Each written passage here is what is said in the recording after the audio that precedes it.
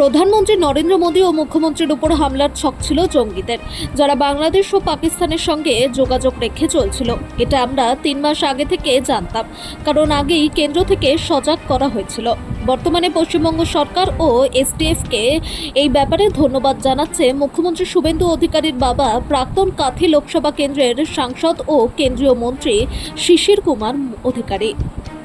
দুর্নীতি ধরা পড়বে এটা আমরা 3 মাস আগে থেকে জানতাম। ভারত সরকারের সিক্রেট সার্ভিস আমাদের অ্যালার্ট করেছিল মোদিজি এবং শুভেন্দুর আক্রমণ হতে পারে এবং বাংলাদেশ থেকে বিরাট জঙ্গি গোষ্ঠী আপনার বাংলাদেশ হয়ে অথবা পাকিস্তান হয়ে ভারতে ঢুকেছে এবং তারা নিশ্চয়ই ওই মোদিজি এবং শুভেন্দুকে টার্গেট করছে।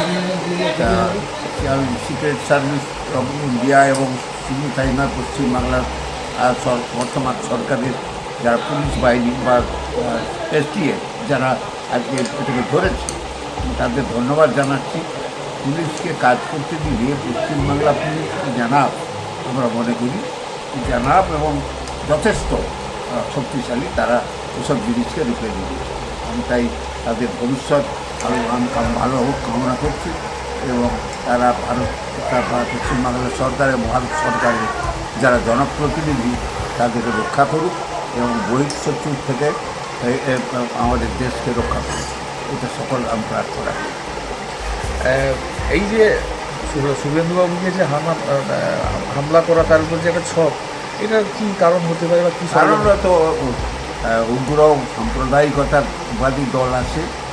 আর সবচেয়ে বেশি এখন ওয়ার্ল্ডে তো 1 নম্বর পপুলার লোক, ওয়ার্ল্ডের যা ওয়ার্ল্ড ম্যাগাজিন যা স্টাডি করে বলছে যে অনেক বেশি পপুলার লোক, কিন্তু এই পপুলারিটিকে অনেকে সহ্য করতে পারছেন না, হতেও পারে।